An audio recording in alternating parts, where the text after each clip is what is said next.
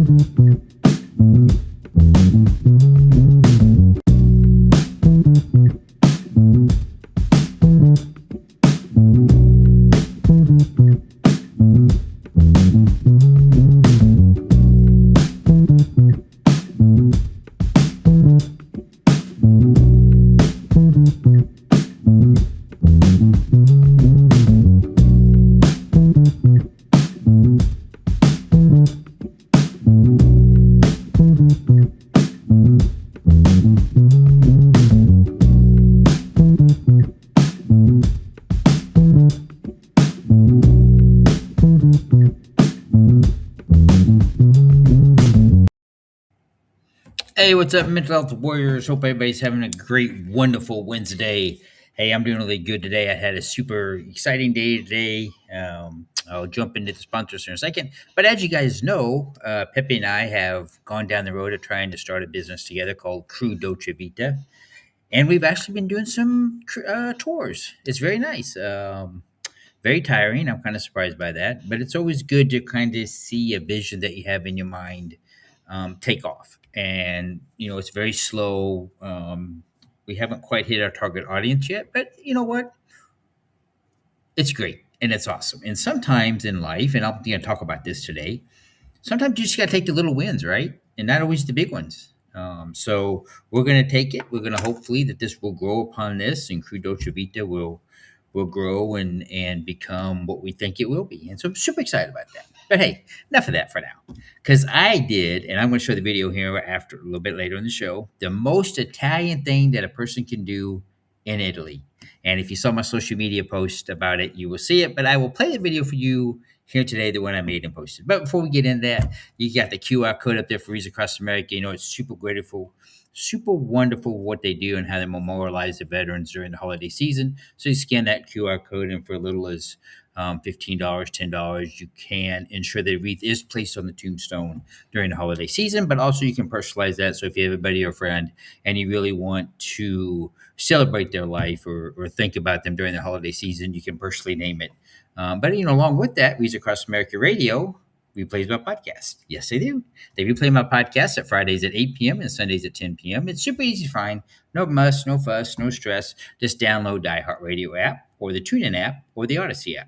And you search for Reason Across America Radio for all the great programming and also this great podcast, The Mental Health Warrior. So super excited about that. Been with them now for 2 years, and I'm really happy to be a part of that, and really happy they've kept me going.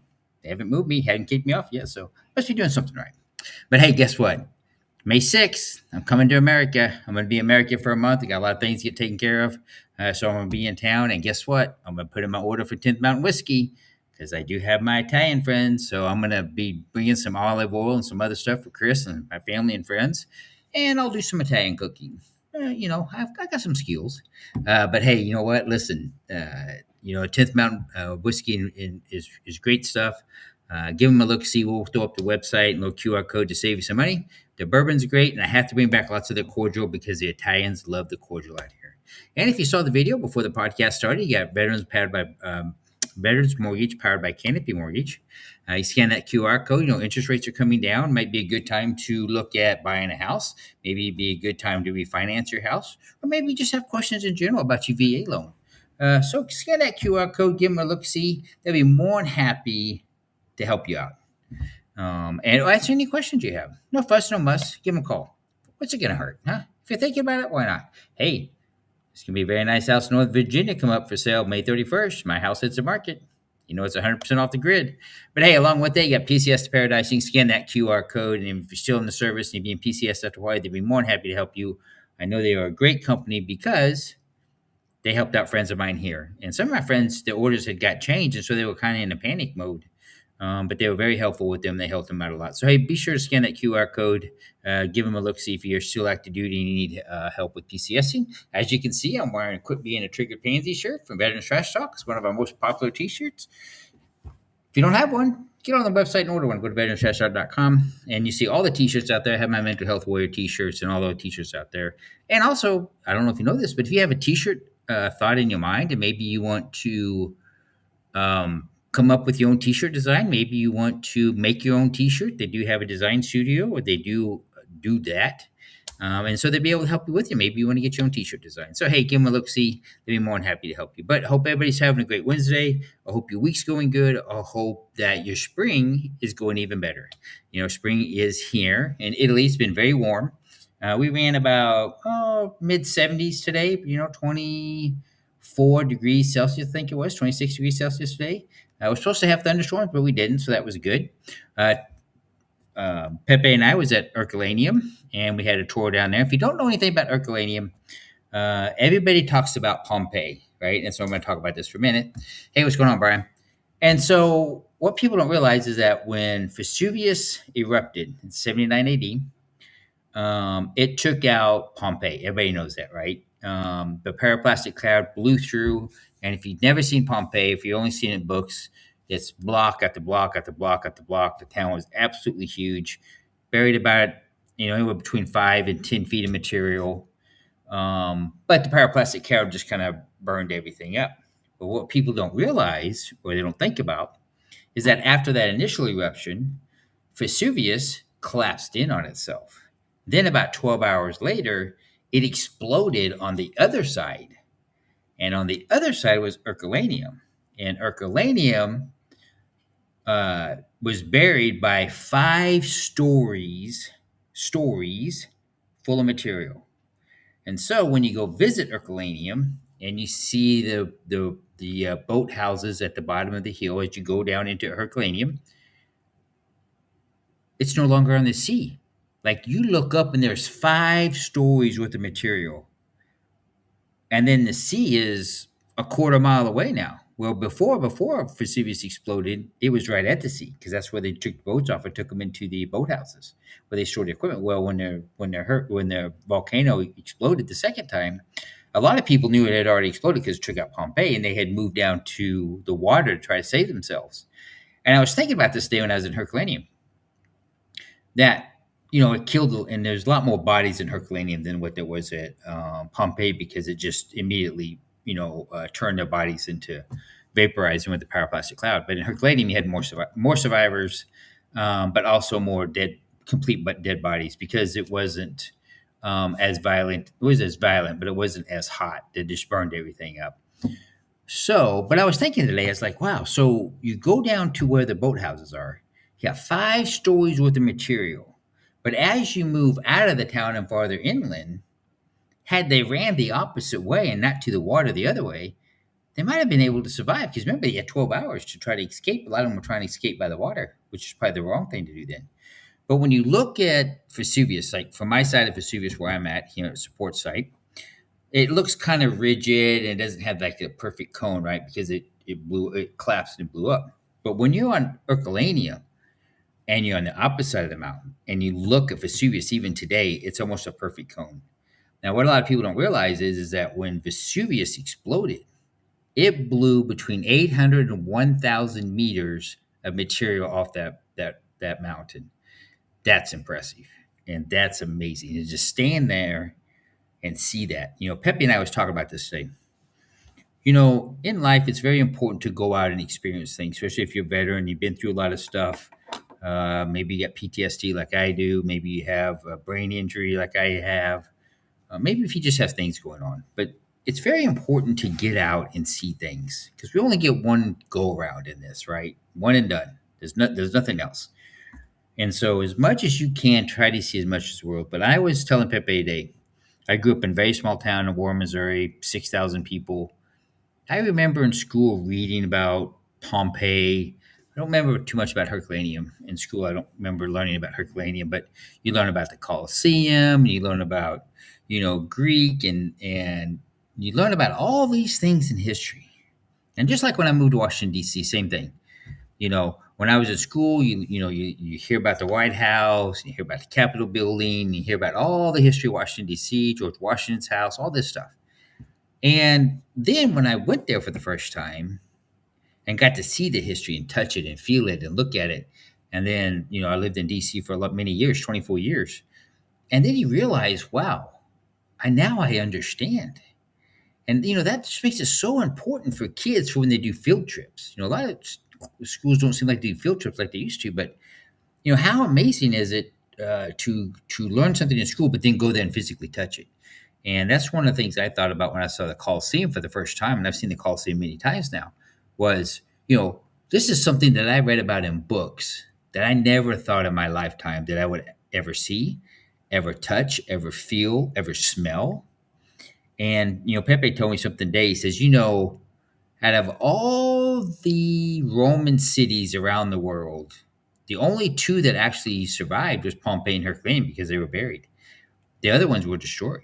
And so that was pretty interesting to sit there and talk with him about because, it was interesting because Pepe hadn't been to Herculaneum for 20 years. So I became more of a tour guide than what he was during the tour because I'd been there so many times and taken the tour. And so it was kind of interesting to see that interaction. But it was very nice. And the two ladies we took really enjoyed it. We took them to one of the best pizzas I've had, better than kind of. Secondary pizza I've had. But it was a very good pizza place. One of the local ladies told us where to go, and so that was a lot of fun. And it was just fun just to explore. You don't have to travel to Italy. You don't have to go to another country. There's places in the state. There's places in the county that you live in that you haven't seen that's probably got some historical importance. Or maybe it's just something you want to go and see. When I went back last year to Missouri, and I had Lloyd with me, I took him to the George Carver Museum, the person that invented peanut butter and all the other many inventions that he had, like 100 and some odd. But I actually took him there, and I remember going as a kid, and then I came back, and then you walk around, and you see the little house that he lived in, and it was funny because at one point we were standing on the little bridge there, and they had the creek running through, and Lloyd just standing there staring at the water, and I said, Lloyd, what are you looking at? And he's like, well, I'm just wondering if, Mr. Carver, as a kid played in this stream or threw rocks in this stream or fished in this stream. And it was just kind of interesting to see him have that moment. And I've seen him have it many times here in Italy. Probably the best time I saw him have that moment is when we were at the Art Museum in Bolzano. And that was the Iceman. You guys know the Iceman was the mummified body they found that they thought was a hiker that died a couple of years ago. But he was actually, 5,300 years old. And that's an amazing museum. And if you ever come to Italy, you have to go to Bolzano and you have to go see that museum. Actually, we go skiing, but we go skiing up north is not too far from where they found the body, where we go skiing at. And you guys see my skiing pictures. So, for your mental health, for your building, that's just kind of what I want to talk today about is it's important to go out and just do something. Just think about it. It's springtime. The weather's getting better. Maybe just go for a walk in the woods.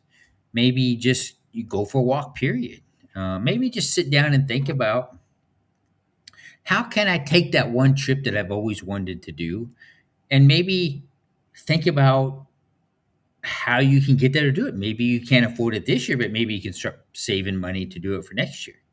We're trying to look at now. One of the things I want to do when I go to Missouri is try to find a law firm. I know they have some in Kansas City that deal with people who relatives had immigrated to the United States, like mine did. And then now the family members, like myself, want to see if they can go back and try to regain that family property. And I'm going to look into that and see if it's possible. I mean, why not? I mean, to me, that's very important to see that. And that was very moving to be at my grandmother's house, my great grandmother's house. I talked on the last podcast. And just to know that she was once there and all those stories and everything. And so maybe you had a relative or a friend or a buddy who told you a story about something. Maybe go drive and experience it. Maybe fly there and experience it. Maybe just do that. If there's something you've always wanted to do as a kid, go try it. And I did probably one of the most Italian things that you could do in Italy, and I loved it. And I'm probably gonna do it again. But I'm gonna have Chris play the video. This is a video that I made on my Facebook account, my TikTok account, all my social media. I posted it, so you might have seen it. But it's just a little video I put together of what I did last Saturday. So sit back and do it. It's about 24 seconds long. Okay, let's go. Take that, rewind it back. Ursher got the voice to make your booty go. We gon' start this thing alright. Say what? Got the gun in the house tonight. We gon' start this thing alright. Say what? We got the ATL in the house tonight.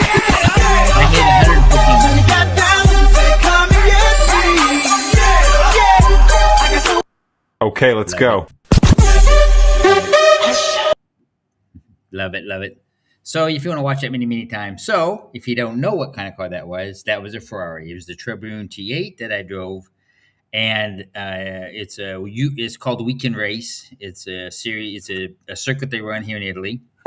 And it was a lot of fun. And I actually have my driving card here. As you can see, I got all stars for handling, for control, and what else? For precision. So it was kind of funny. So I get in the car, sit down. The guy's name's Tony. He was the only one that spoke English. And he gave me the quick, of course, the Ferrari drives by the paddles on the steering wheel, if you don't know. And so we get in, we start the car, and he's kind of going over that real quick. Now, I paid to take 4 laps. A lot of people just doing 1 lap because it's quite expensive. And so we get in the car, and we make the first lap, and it's a circular track. And the first lap, he could tell that I could drive. I've driven fast cars my whole life and have raced. And so the second lap, now I'm flying, and he's telling me to go far on the outside and then curve back into the corner. Whatever. I'm going to drive the way I want to drive. And he almost made me back because the one S turn we went through, I was power sliding around it, and he hit the brakes and almost made me go off track. And he apologized and said he wouldn't do that again. But I get it. I mean, you get people that drive, and you don't want to wreck a $360,000 car. Make my insurance go up if I did. But as you saw in the video, that was on my third lap. I came around the corner. Of course, I was accelerating as I brake before the corner, accelerate through the corner. Then I downshifted and accelerated going down the front straightaway. Hit about 150 miles an hour on that front straightaway before I had to hit my brakes again. But I didn't hit them very hard because that turn wasn't very thin. But in the midst of me driving, of course, there's other cars on the track. There's Porsches, Lamborghinis that other people are driving. And my driver kept having to talk to the other drivers because I blew by a green Porsche. I know GTS 5, whatever the hell it was. And he was like, green Porsche, red Ferrari, green Porsche, red Ferrari, move to the right. So a couple of times I had to slow down and get around somebody. And it was the same thing for the Lamborghini when I blew by him. But it was funny. As you can see, I enjoyed it. But when I crawled out of the car and stuff, the looks on their face was quite entertaining. As fast as I went around that track. So I could have went faster. I think had the tires been better, I could have went faster.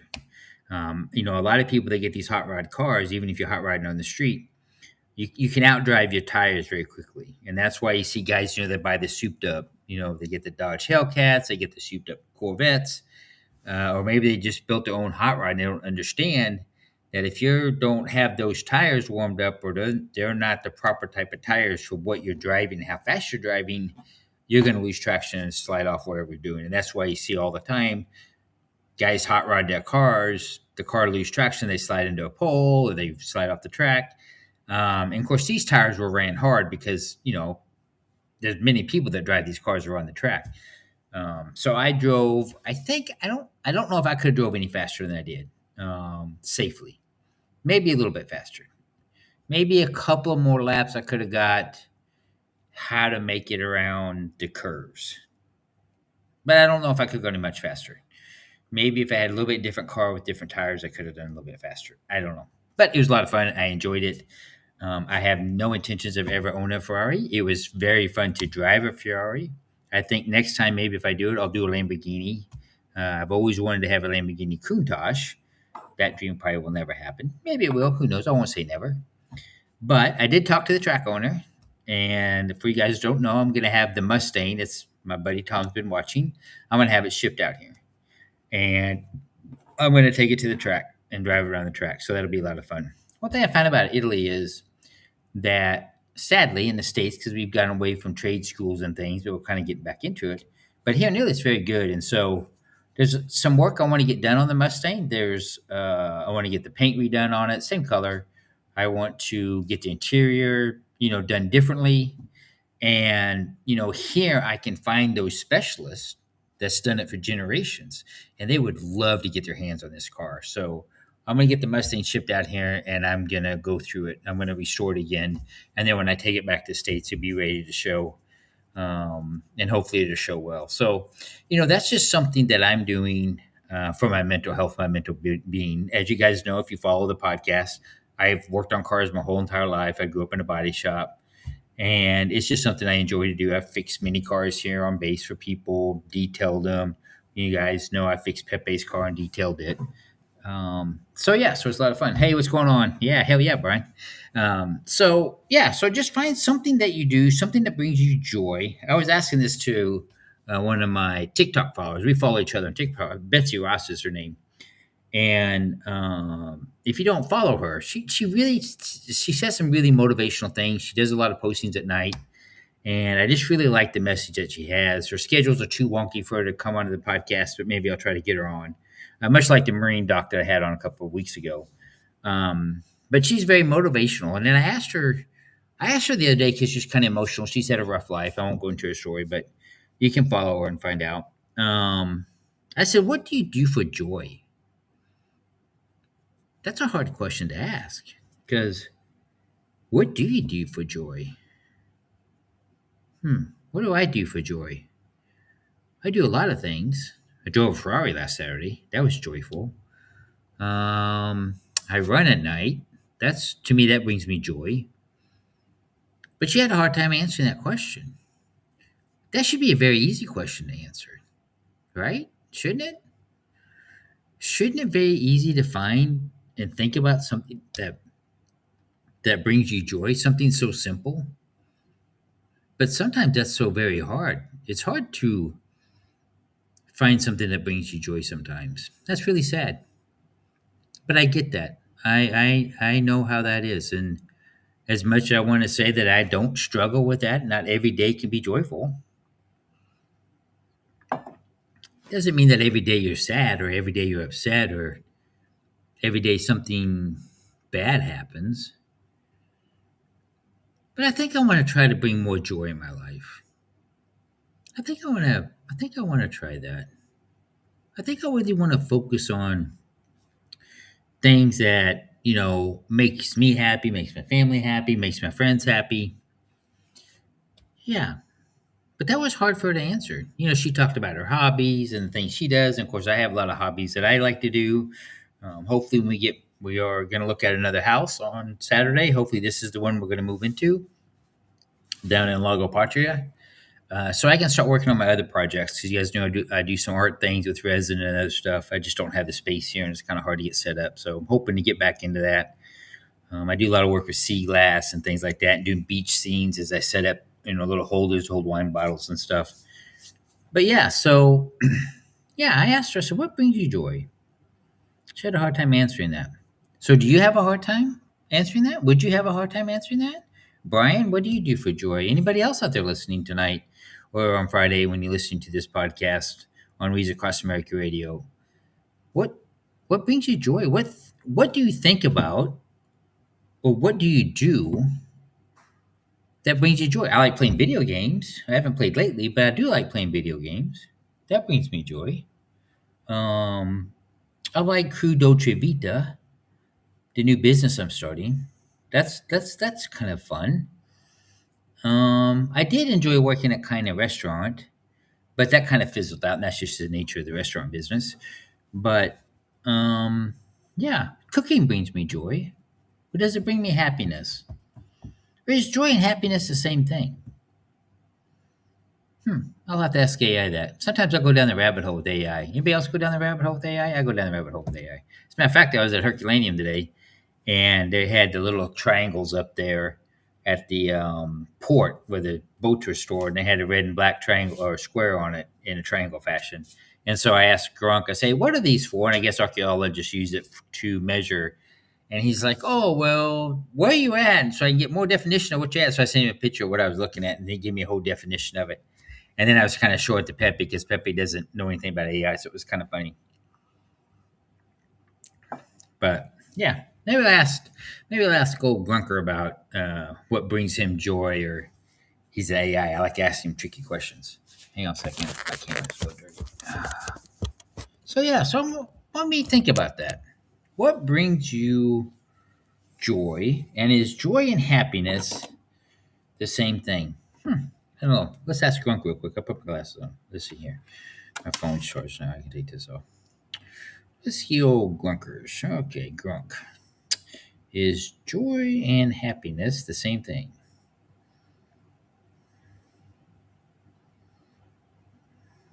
Let's see what he says. Okay. No, joy and happiness are not exactly the same, he says. They overlap, and a lot of people often use the words interchangeably in everyday speech. Here's a clear breakdown of the differences. Okay, let's get this. Happiness, more temporary and situational.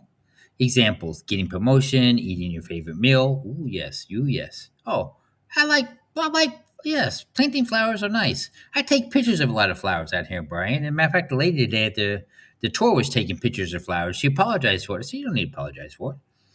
Happiness, emotional state, often described as a pleasant feeling or mood that can fluctuate. Okay. Happiness can also be pursued directly. Many people chase happiness through goals, pleasures, or comfort. Okay. Now, let's talk about joy. So, what does Grunk say about joy? Joy is deeper and more enduring. Joy is often seen as a profound sense of well being that isn't as easy shaken by external conditions. It can coexist with pain, sadness, or difficulties. Examples: feeling joy while watching a sunset, even if you're going through a hardship, or quiet joy of meaningful connection that lasts beyond the moment. Okay, I understand that.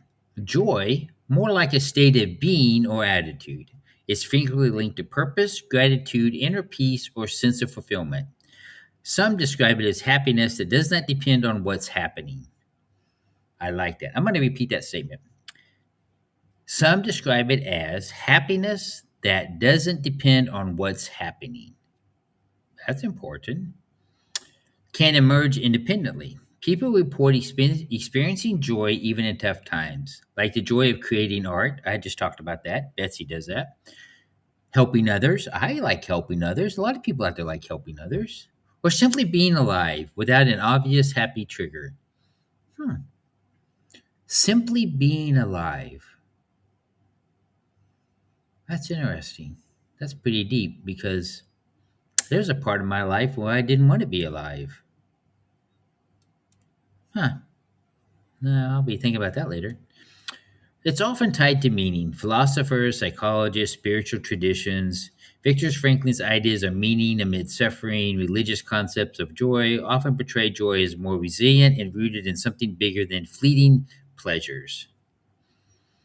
So, real life nuances. You can feel happy without joy.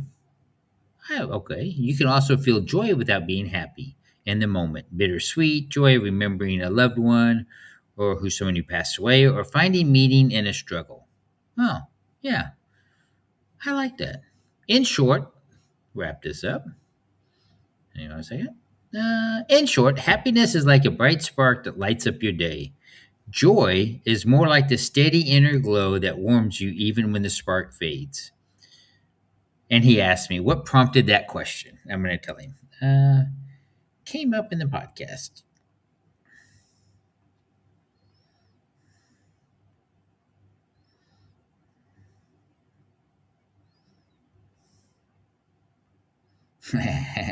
I just told Gronk that he was live on the podcast with me. That's funny.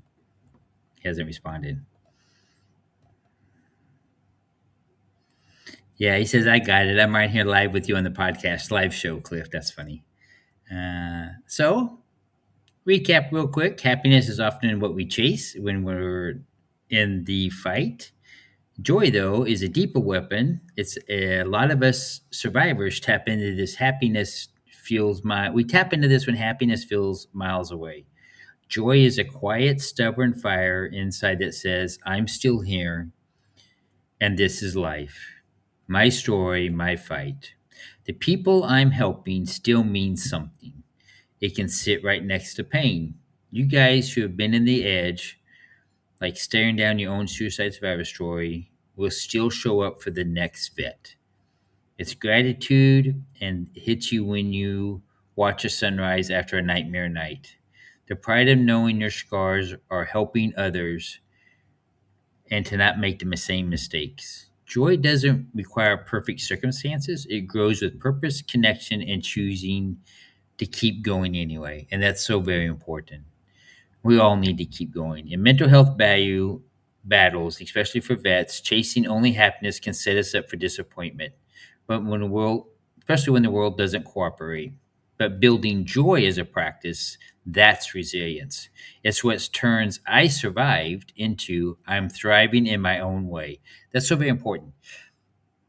Don't judge yourself to others, judge yourself to yourself, right? Because everybody's life's different. Everybody is built different. Everybody's brain works different. Everybody's body's different. And so don't base your feelings on somebody else's. Base it on your own feelings. I really like that. Some ways to lean into gratitude lists, or even on bad days. Serving others, finding meaning, blah, blah, blah. And he just told me to throw that to the audience, which I did. And he says, keep crushing it on the mic, brother. So, yeah. So I talk to Grunk a lot. He does help me with a lot of stuff. So think about that. I think, looking how he just talked about joy and happiness, I think it's very important that, yes, we all want to be happy. Yes, we all want to feel that moment. But we want something more sustainable. And that's where joy comes in. Joy is the more sustainable. And so maybe driving the Ferrari made me happy. But what brings me joy is my love and passion of cars. Not necessarily driving that car that day. That brought me happiness. What brings me sustained happiness and joy, or happiness and that good feeling, is the joy that I have with working on cars or being knowledgeable about cars.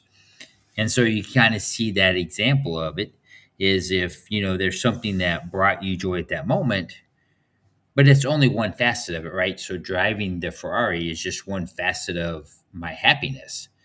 The joy is the fact that I enjoy cars. And so that's more of a long-term happiness. So I hope that I explain that in a way that you understand. And so as veterans, we have a hard time with both of those emotions, I think. And sometimes, sadly, if I have too much happiness, it brings me pain.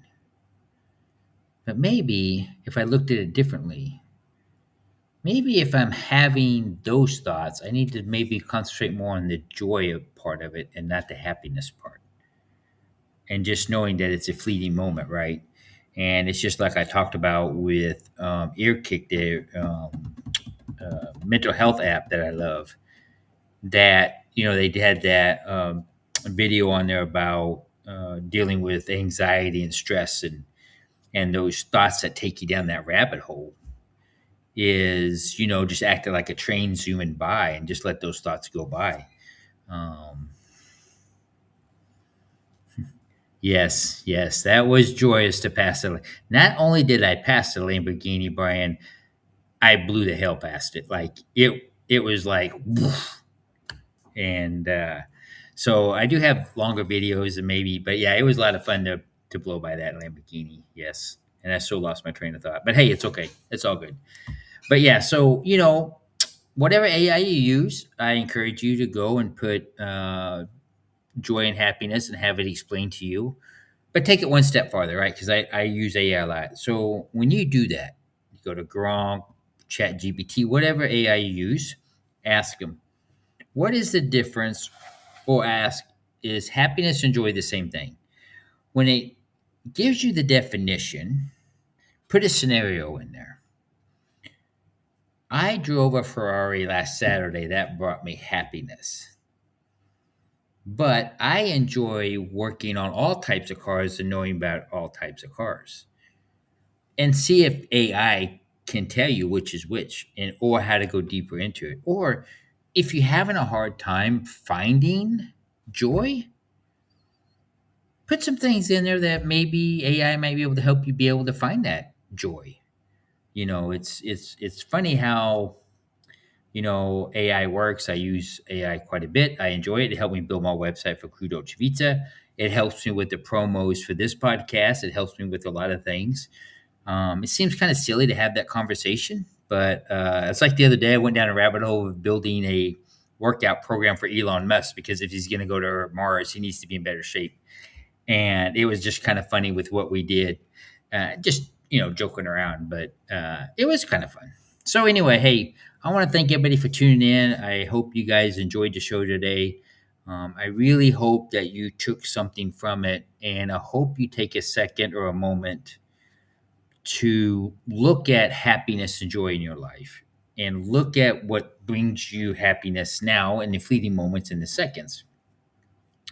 But think about when you're having those bad days or those bad thoughts, what joy creeps in while you're doing that? And there's a perfect example, after a nightmarish night, we've had those, right? Every veteran's had those. I've had them, you've had them.